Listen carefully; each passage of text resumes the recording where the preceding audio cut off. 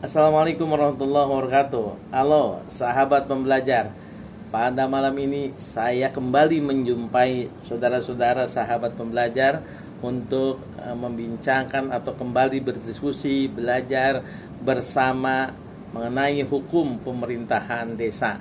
Pada kesempatan ini sesuai dengan janji saya berada ini di kawasan ibu kota di Jakarta, di sebuah tempat yang kebetulan saya bisa singgah di sini.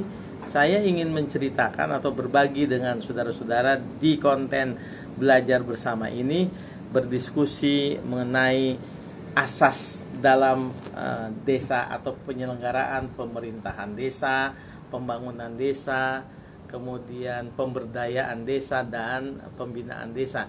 Paling tidak di pasal 3 Undang-Undang nomor 6 2014 asas desa itu, asas pengaturan tentang desa itu disebutkan ada 13. Pada kesempatan ini mungkin 6 saja kita akan diskusikan karena keterbatasan ruang di konten ini yang memang haruslah singkat, padat dan jelas. Yang pertama, asas yang dianut oleh undang-undang tentang desa adalah asas rekognisi. Sesuai dengan istilah awalnya, rekognisi itu kan recognize atau pengakuan. Maka yang dimaksud adalah asas pengakuan terhadap hak asal usul. Asal usul desa yang asli Indonesia itu tentu saja harus diakui. Itu maknanya. Jadi dalam setiap kegiatan penyelenggaraan pemerintahan desa, pemberdayaan, pembangunan dan pembinaan desa, rekognisi terhadap hak asal usul masyarakat desa yang asli itu haruslah diakui. Itu yang pertama. Yang kedua, asas subsidiaritas, yaitu penetapan kewenangan berskala lokal dan pengambilan keputusan juga secara lokal untuk semata-mata kepentingan masyarakat desa. Jadi setiap kebijakan tentang desa, asas subsidiaritas ini harus menjadi dasar bahwa penetapan kewenangan itu mestilah berskala lokal, pengambilan keputusan juga secara lokal dan untuk kepentingan masyarakat desa. Yang ketiga, asas keberagaman, yaitu pengakuan dan penghormatan terhadap sistem nilai yang berlaku di masyarakat desa. Jadi keberagaman adanya pengakuan dan penghormatan terhadap sistem nilai yang berlaku di masyarakat desa yang khusus itu, tetapi dengan tetap juga mengindahkan sistem nilai bersama dalam kehidupan kita berbangsa dan bernegara. Asas yang kelima, kegotong royongan.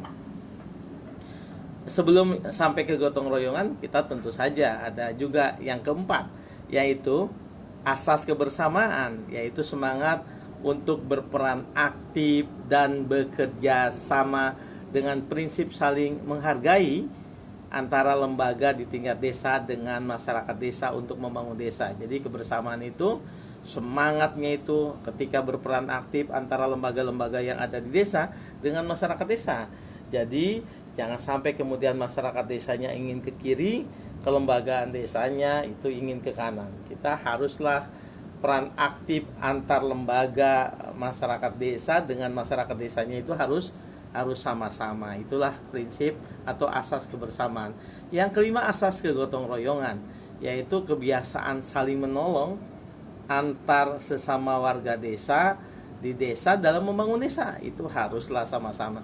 Nah, mengenai prinsip kebersamaan dan gotong royong, saya ingin memberikan catatan. Ada 2-3 video saya yang menggambarkan bagaimana asas atau prinsip kegotong royongan ini atau asas gotong royong dan kebersamaan ini bisa dilaksanakan di masa kondisi kita yang sudah mulai tidak lagi masyarakat desanya homogen.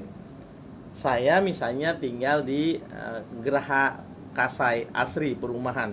Di sana banyak etnis, ada etnis Sunda seperti kami, ada yang dari Buton, ada yang dari Batak, tentu banyak yang dari Minang. Tetapi dalam waktu-waktu tertentu kita masih bisa berkumpul bersama-sama, bergotong royong untuk memperbaiki jalan menuju ke perumahan kita. Di kiri kanan sudah dipasang ada ban-ban yang diisi tanah, lalu diisi bunga-bunga yang sekarang sudah mulai memerah, menghijau, sebagian kuning, pokoknya aneka warna. Dan itu kita bisa nikmati karena kemudian kita dulu dan sampai sekarang masih tetap semangat kebersamaan dan gotong royong. Prinsip yang keenam, kekeluargaan, yaitu kebiasaan warga masyarakat desa sebagai bagian dari satu kesatuan keluarga besar masyarakat desa. Jadi prinsip kekeluargaan atau asas kekeluargaan juga jangan dilupakan. Jadi kebiasaan warga masyarakat desa yang dalam dirinya itu ada pandangan kita ini hanya bagian kecil saja dari keluarga besar masyarakat desa. Jadi masyarakat itu entitas, sub-subnya itu ada keluarga, subkeluarga itu ada individu-individu. Maka ketika kita berpikir asas kekeluargaan itu menjadi dasar, maka pembangunan desa, pemberdayaan masyarakat desa, kemudian pemerintahan desa juga bisa digerakkan. Masyarakat juga akan terima ketika pembinaan desa itu dilakukan dengan prinsip kekeluargaan itu. Prinsip yang ketujuh atau asas yang ketujuh itu adalah asas musyawarah. Jadi kita tetap juga harus mengedepankan musyawarah, yaitu proses pengambilan keputusan yang menyangkut kepentingan masyarakat desa sebagai satu keluarga besar itu haruslah didiskusikan dengan banyak pemangku kepentingan. Saya akan ulangi 1-7, nanti 13 pada pertemuan yang akan datang. Jadi pertemuan pertama ini tentang asas desa, 7 yang bisa kita diskusikan.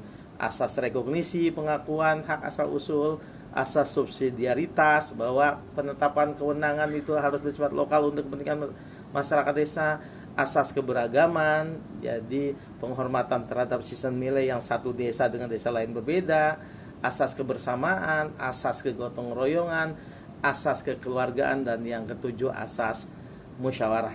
Ini pada pertemuan pertama. Ketujuh asas itu tentu tidak lengkap jika kita tidak tuntaskan pada segmen berikutnya, yaitu yang ke-8, misalnya mengenai asas demokrasi, lalu asas kemandirian, asas partisipasi, asas kesetaraan, asas pemberdayaan, dan yang ke-13 asas keberlanjutan. Sahabat pembelajar, 13 asas ini akan kita tuntaskan. Sudah 7. Pada video berikutnya kita akan kupas 6 asas berikutnya dan apa arti penting ke-13 asas itu.